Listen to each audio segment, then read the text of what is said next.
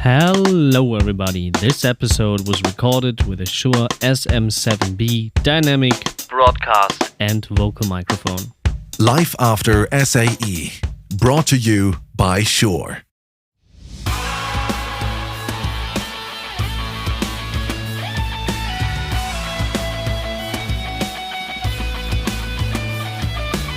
Hello and welcome back to another episode of the Life After SAE podcast, starring my beautiful co-host, Mr. Kurt Jonathan Engert. Hey Kurtie, what's up? Hi Glen, I'm doing well and I'm really pleased to announce our third English-speaking guest, Leah McKeown. How are you? I'm good. Hey guys, how you doing? Nice to have you here. Thank you so much for taking the time. Oh, you're so welcome. I'm really excited. Glen, can you tell us how you contacted Leah? It was quite interesting. Well, yeah, sure. So, on LinkedIn, for some reason, I am connected to Barry De Silva, who has a pretty neat name, by the way.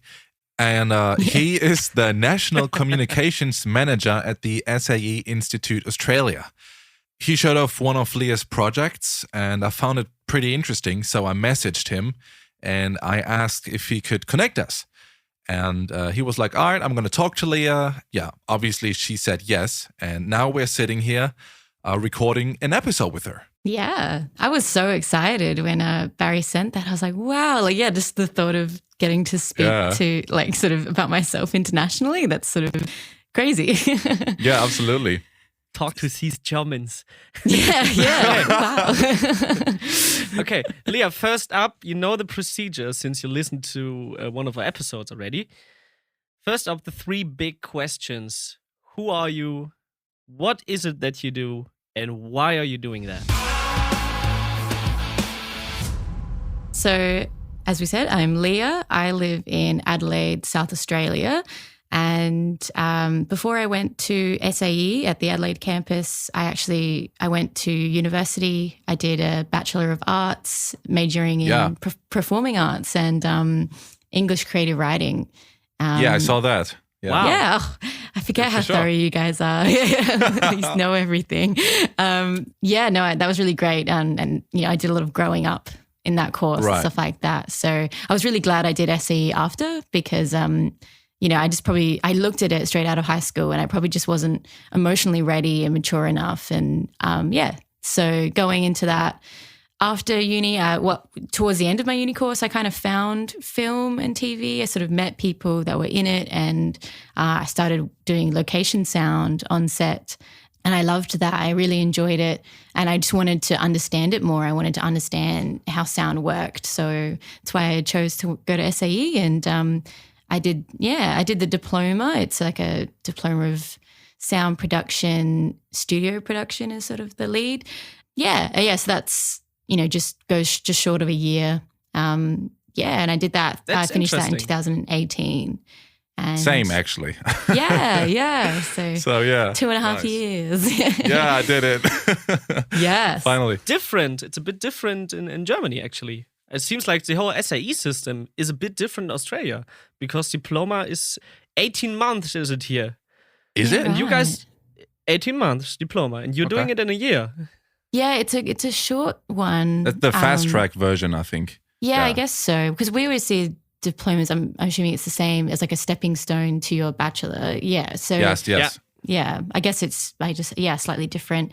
Even the Adelaide one has been slightly different to the sort of other states in Australia's. The sort of, the curriculum's a little bit different and the Adelaide campus is sort of changing at the moment right now. It's actually sort of looking at introducing, they don't have a bachelor, so they're going to bring that in and sort of rework that sort of thing. So that's great. And it's only an audio SAE, it's only the audio degree. We don't have sort of the other. Oh, really? Yeah, yes. Wow. Actually, I think there's AIE, which I think is the animation one. That's they interesting. split that up. And Ah, that makes sense somehow. I think they split that up. So it's not the School of Audio Engineering and for animation and film and this and that. Oh, wow. Okay. I didn't know that, yeah. yeah. So in SA, it's just the audio course. So so I did that, and it was a bit of a crazy journey stepping into post-production. I decided that I really liked post while I was at SAE. And then I had this crazy sort of opportunity, which I love to tell, which was just as my assignments were wrapping up. Oh, yes, you've read this one. Just as my assignments were wrapping up, my friend who's a producer in film just rang me and was like, they're looking for someone to fly a hard drive with like sort of an early cut of a feature film on it and just fly it over to the US, fly it to Philadelphia. And I had no connection to this film at all. Like I hadn't worked on it, seen it or anything.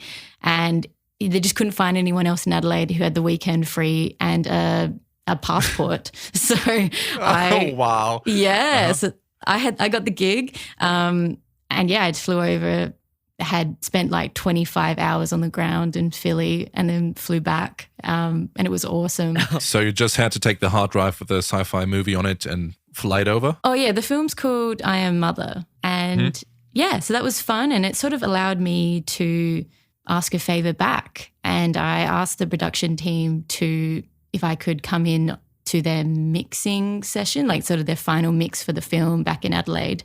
Oh, nice. Yeah, so I did that. So you did not fly to Philly again. You could do this in your place. Yeah. So I just, went over that one time, came back, and yeah, the film was mostly being created here in Adelaide. It's just they wanted to show a editor over there who I think is Australian, but they just really wanted his opinion on it. And the easiest way to get it to him was to fly somebody over. But why on earth do you have to fly someone over when there's Dropbox, WeTransfer, whatever? Yeah, that's my question. Really? Yeah. I mean, good for you though. Yeah, I know. Yeah. It was so good for me. I think it was a lot of files. It's probably like lots of raw files as well. And it was, I'm trying to remember what weekend it's called in America. Thanksgiving. It was Thanksgiving weekend. Right. So it was really busy, I think. And it's sort of like in terms of courier services, they couldn't guarantee it would get there by the time he needed to look at it or something like that. So it was like the best way to do this is just to put somebody on a plane with it. And it was a huge hard drive as well. Like I got stopped at so many airport stops. They're like, and you're going to America for one day. Why? Like sort of thing. Is that a bomb? Oh, damn. Yeah. Yeah. Okay. So that was still while you were studying, right? Yes. Yeah. And they said, they were going to let me stay longer if I wanted, but I was like, actually, I have to get back to my assignments. So, sadly. Funny. Okay. You were also working on a number of different projects, like the Hunting Initiation First Day, which is a production made by ABC, Stateless, which is featured on Netflix, Are You Younger Than Your Ancestors, which is another ABC Me production. When did all of this happen? Were you still in uni? Yeah, no, pretty much from getting to go to that mixing sort of stage sort of day. Okay. Yeah, I met a lot of other sound editors and mixers from Adelaide, and it's a pretty small community here. It's probably, I'd say like probably no more than 15 of people here that actually do it in the state. It's ridiculous. Around that, yeah, sort of thing. Yeah, I know. So it's very, a very tight community. And I did some work with one of them, Duncan Campbell. He's an excellent editor here. We were sort of just working in Foley and doing stuff, and he was pretty impressed with my skills on Pro Tools that I'd sort of learnt at SAE, sort of just, the shortcuts and shortcut game, yeah. all that hard work, Yeah. We all been there.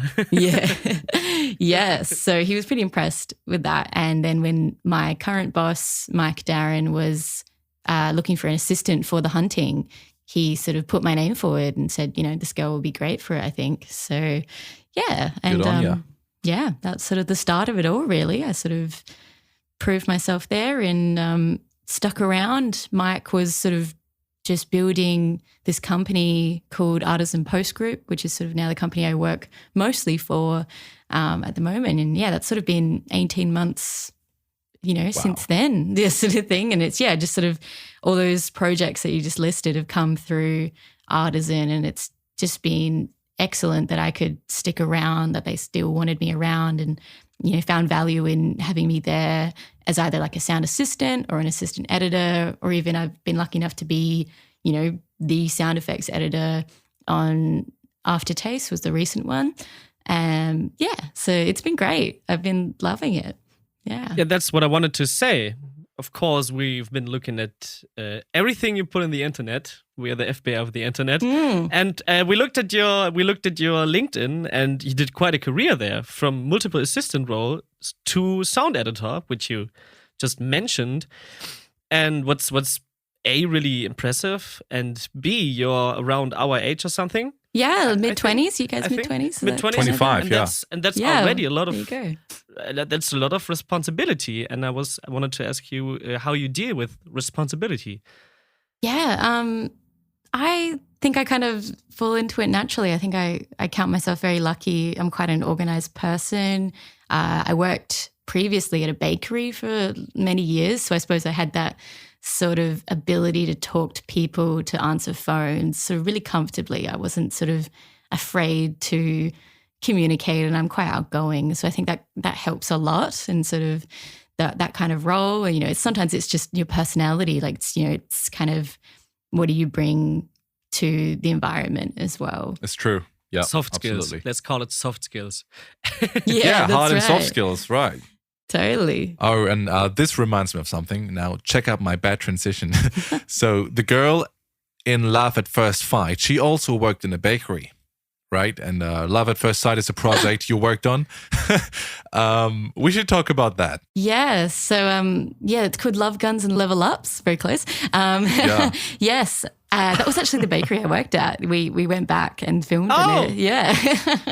Oh, Yeah, right. so Okay. we're like, What can a we comeback take some for you. pictures? Yeah. So Love, Guns and Level Ups came from a production that I've been working with sort of since I started getting into the film industry. They're called Fury Fingers Productions, and they're like family. They are family to me. We've sort of been making films since 2018 is sort of when I popped up. But they've been making films for the last decade, I suppose.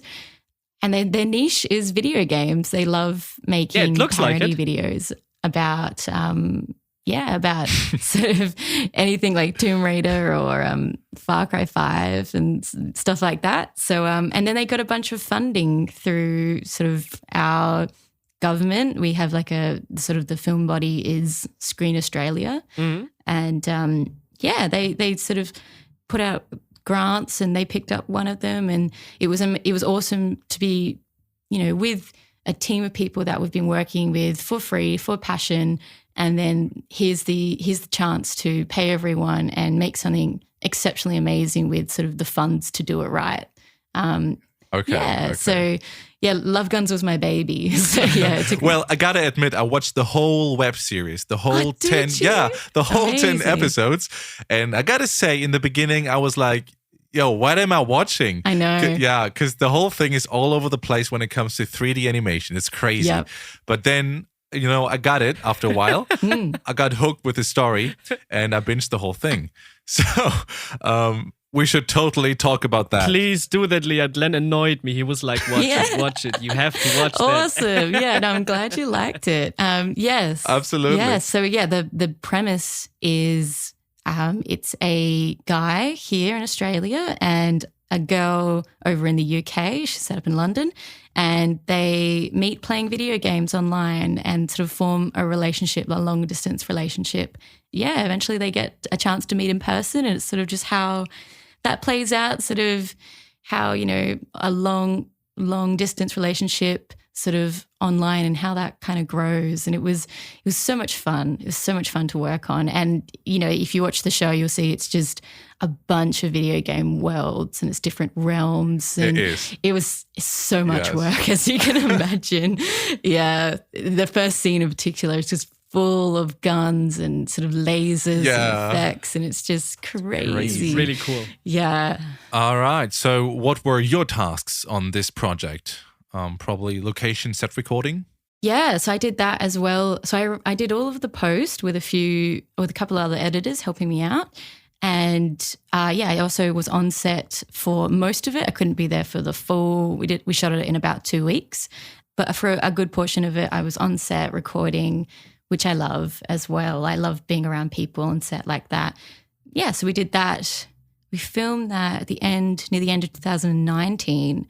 So it was excellent timing or before COVID. And honestly, like the silver lining of COVID for me was that I had this time where I could just sit in my house and edit for months because that's what I needed to do, was just sit there and work away, because it was massive. And, you know, the biggest challenge really was sort of the deadline that we had. We had to get it done by a certain month. I think it was September of 2020. And it was the fact that, you know, it wasn't just me having this deadline. It was the VFX artists and sort of the animators. And so, you know, we had to work on, you know, simultaneous timelines. There wasn't time to allow them to finish and then get it all and apply sound to it. It was sort of back and forward. And so I'd always get new versions of the episodes and be like, oh my God, there's more of thing. Yeah. Import session data. Yeah.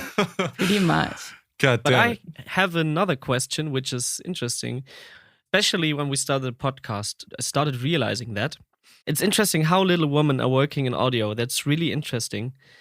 Can you explain why? Why is that so? We try to get female guests to our podcast, to our show, because of course we want to have everyone to come to our podcast, but there are just not many. Yeah, it's a good question. And I suppose I don't know the answer historically because I haven't been around, but I think it's just always been a male-dominated industry. It's sort of, I think there was always this stigma that it was always men in the background, men behind the scenes, behind the cameras, that kind of environment, and maybe just working on hardware as well. And, you know, it's quite a strenuous job. And I mean, with, you know, new technology and new sort of materials, things get lighter and easier. Not to say that, you know, there aren't plenty of strong women out there, but, you know, it probably makes it a lot easier. Of course. And I think Australia, our industry has been really good at sort of trying to give equal opportunities. They put a lot of effort into, you know, getting grants and sort of pushing, attaching women to roles and making sure that they are accounted for and seen. And that's really paid off. I know a lot of female filmmakers now in, you know, camera departments. There are like a few sound recordists now, like a few girls sort of even a bit younger than me that are sort of popping up. And I love to empower them and get them on board. So absolutely. Yeah. Nice. But that's fantastic to hear. Yeah. That it becomes more, because it's sad that it's such a male-dominated industry. I mean, you're absolutely right. Maybe back in the times where it was male-dominated and it was a lot of physical hard work, and maybe some women said, okay, maybe we should not do this, and it was just not an opportunity for women to do. But that changed, and I think way more women should get into this industry, and it would also maybe improve the whole industry. Yeah. You know, it's different perspectives, isn't it? Like, you know, different sort of backgrounds and, you know, experiences. So I think it's important to look into all of them. And I think, just opportunities for everybody. It's just sort of the way to go. Yeah. Hey, we have some fan questions for you. Yesterday, Kurt created this poll on Instagram, and there we are asking our followers if they have any questions for the people that are coming up in our show. So, Curdy, do you have some questions? What's up? Let me have a look. Sorry. I already asked some of the questions. This is why I already used some of them. So if you guys have any questions for upcoming guests, we are going to post them on our Instagram stories. If you don't follow us yet, at Live After SAE. There you can ask questions in advance and maybe we use them. I have an interesting one right here. It's how steep was your learning curve after university? Because obviously we don't learn everything, but good foundations. And how steep was the curve? Yeah. To the point where you're now? That's a great question. I think in some ways very steep in terms of just the way post-editors work together. I think there's a lot of things like workflow and sort of setup that you don't really get shown at SAE. You kind of get shown the creative sort of, the starter, like how to start creatively and sort of those sort of means. But it's a skill to work with people and sort of have Pro Tools sessions that work together. Like that was definitely something I learned straight away. Yeah, and how to just sort of be effective with your time and sort of what you needed to do in post to sort of, work quickly and work effectively. That was something that really stood out. I imagine a lot of soft skills, not just hardware skills, but also teamworking and stuff like that. Yes, definitely. Working to deadline. Yeah, there was lots of communication going on, especially not even, I took a big responsibility on Stateless where I was sort of helping coordinate the ADR, and that was a big role because there was a lot of actors in Stateless, and a lot of them, as soon as that set was finished, just sort of spread out across the world. So we were sort of tracking them down all across the world. Yeah. And that was huge. And there was a lot of creative lines they wanted to add, as well as sort of redoing it. We had American investors, and they really struggled with the Australian accents sometimes. Like they really, Really? Like Did really, they? I know. Come on. Right? They really did struggle. And some of it was quite Australian, quite ochre, as we call it. Yeah. So I get that. It was a bit mumbly at points, but we think maybe it was a little bit precious, but oh well. So we had to keep explaining to Australian actors. They're like, why am I redoing this line again? And it's just like, just articulate and speak really quickly. We need more twang. Yeah. Yes. Well, I mean, whenever you're in the bush or even in the outback, because I was there in Australia, this is crazy hard to understand because they really speak without opening up their mouths sometimes. They say because of the flies, maybe, I don't know. Very slowly. But all the people who live on the coast, I mean, their English is just fine. I love it. Yeah, that's true. Yeah, probably the more inland you go or sort of, more rural, everyone, sort of has their colloquial slang and sort of, it's very strong. I love it. Yeah. So that was huge, and sort of just coordinating with producers, and they're like, how many lines do we have to do? Oh gosh, we have to get that actress in for 4 hours. My gosh, sort of thing. Like it's just a lot to do for that show, but it all paid off. It was a great show. Stateless. Yeah, it was very moving. Right. Very great. Absolutely. Yeah, I haven't seen that one. It's really worth it.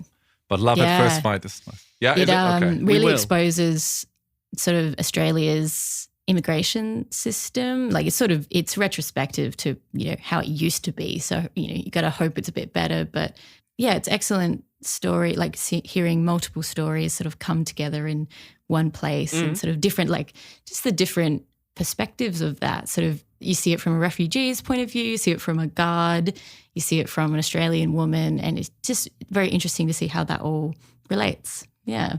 Oh, all right. I'm gonna put that into my schedule for tonight. Yes. that sounds amazingly interesting, and I think this is something. Also, Glen and I did some ADR in the past, and it's surprising how much you can actually learn from the material you're working on. Oh yeah, hugely. Yes. And I love that. I sort of again saying I learned so much about Australia's history through that. Trying to think what other shows I sort of can say that about. I did a documentary for I wish. Not again. I did I did a documentary for. Do you know about fringe festivals? Like about the it's Adelaide kind of that's sort of a big thing is Adelaide Fringe Festival in Perth as well. Yeah, and so there was it's sort of the Adelaide Festival, which is very similar. It was. Oh, sorry. Maybe you can touch down on that because we have a lot of international people listening. Maybe tell us, what is a fringe festival? A fringe festival is an amazing sort of. They sort of go for maybe a month. They can sort of vary, and it's just a bringing together of all these amazing acts, whether that's circus or cabaret or just straight up music or sort of, theatre pieces. It's just a hodgepodge. It's just a mix of everything. Sort of great performers and artists come down, and Adelaide comes alive during that time, really. Like it just, Adelaide can be a bit sleepy around other times of the year, but fringe season is incredible. It's the best time to come down here. So yeah. Nice. Yeah. The documentary was about some of the directors of the Adelaide Festival, which runs at about the same time as the Fringe Festival, and them sort of curating and flying around the world and picking which sort of performers and artists they want to come to Adelaide and sort of curating their shows. And yeah, that was really interesting to know how much goes into curating a festival. Like that was a lot of knowledge. Yeah. I see. Wow. All right. Nice.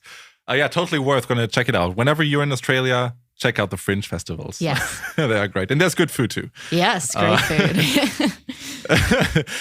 So whilst you were studying, you got thrown kind of into location set recording. And now you're working in that for like 3 years-ish. Do you want to pursue this kind of route in audio, or is there anything else you want to do and touch on maybe later?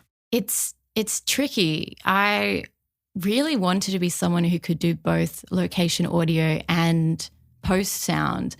And I've always wondered, why don't people do both as much as they do? And really it comes down to money. Like, where do you want to sink your money sort of thing? Like, do you want to spend 50 grand setting up your location sort of setup, or do you want to throw that into your post setup and sort of computers and hardware and all that? So yeah, I sort of didn't want to believe that when I was told that. And I sort of was like, I can do both, but I can say my location. Lesson learned, yeah. Yeah. My location setup is much more budget than I'd want it to be. But, you got to save your pennies and put it where it counts. So yeah. Absolutely. Yeah. All right. Cool. So Leah, I'm curious, are you still in contact with like your fellow students from the SAE campus? Do you want to go back eventually? Yeah, I do keep in touch with a few of them, but actually just recently I went back into the campus and I actually gave a guest lecture to the students. Oh, wow. Yeah, it was really fun. Nice. I was very nervous. I was like, oh gosh, because it's a 3-hour class and you sort of, that you want to do an activity as well. Like you sort of want to keep them engaged. And I just had no idea I was going to talk for that long.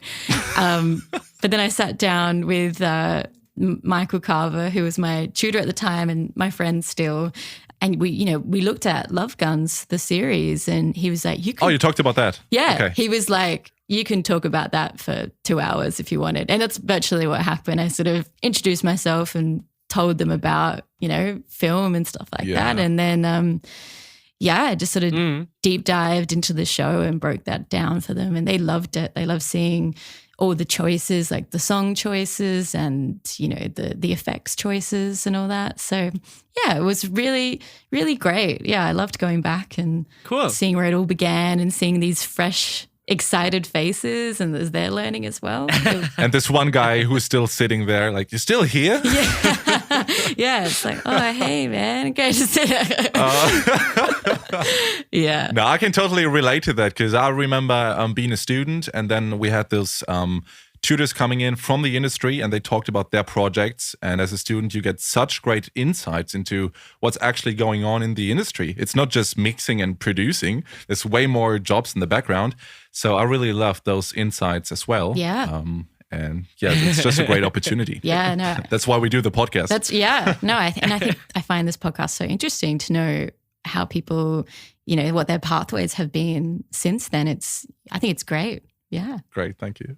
We're slowly moving forward to the end of the episode, and I think it's interesting for many people who are studying right now or think that they want to study or just finished studying. Do you have any tip for them? How can you move forward in the audio industry? I think networking is key. Find the people in your industry, look for help, look for wisdom. Yeah, that really helped me, sort of finding mentors and sort of like-minded people, whether it's, people your age doing it as well, like collaborate, all that sort of stuff. Like, yeah. So if you want to get into film, hop on short films, hop on local productions and grow with them, because if they get better and, they become more professional, you can grow with, they might bring you on, they might keep you around. So it's worth getting a good network together and just keep learning, keep taking any opportunity jump on a plane if they ask you to. You never know what'll happen. Funniest story ever. Yeah. So just keep trying. Don't give up. Keep working. Be open-minded. Yeah, Is it sometimes okay to annoy people? Yeah, I think don't overdo it. You don't want people to be like, oh, this guy sort of thing. But make sure you are remembered. Yeah, keep tabs on them. Sort of remind people that you exist. Yeah, that's definitely a way to do it. And my Instagram. It's funny. I get asked on a local level more about location recording because I get sort of behind the scenes photos of me on set more than I do in post. So I sort of am always like, here I am on the next sort of set I've done, even though I do much more post work than I do location work. But it's just like a certain persona you develop after a while. That's right? Yeah. Well, I mean, I keep saying that. I feel like whenever you're working and you want to show something off on your Instagram, like posting a picture or posting a little video, or a cheeky boomerang. As soon as you start using your phone and posting this picture, choosing the filter, maybe even thinking about what description you might have, you're going to be dragged out of focus right away. You definitely got to pick your moments and when to do it. Righto. How can people contact you if they want? You can find me on Instagram. I think my tag is Leah with 2 H's, MCK. We're going to throw it in the show notes. Yeah. Yes, put it up there. I have a LinkedIn. Feel free to message me. I'm not on there very often, but I do check it every now and then. Just find me. It's all right. All right. Yeah, sounds good. We're going to put all of this in our show notes. Okay. Leah, thank you very, very much for coming to our show. Glen, any words for the end? Thank you for having me. Yeah, absolutely. Really good fun. Thank you so much. That's a wrap. So thanks everyone for listening. And talk to you guys in 2 weeks. Goodbye. Goodbye. Bye.